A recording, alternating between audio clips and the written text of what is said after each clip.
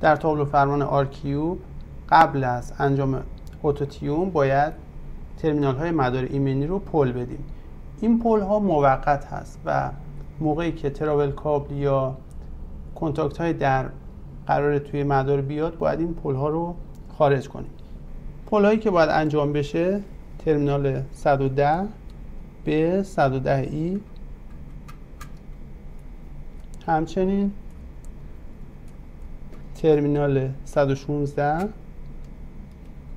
به 120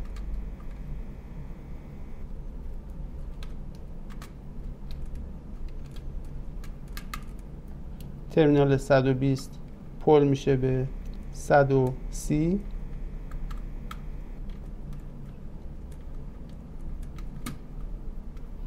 و ترمینال 130 به 135 و در پایان ترمینال 135 به ترمینال 140 پل میشه. باز تاکید میکنم بعد از انجام اتوتیون و موقعی که قرار هست شما تراول ها رو ببندید باید این پل ها خارج بشه.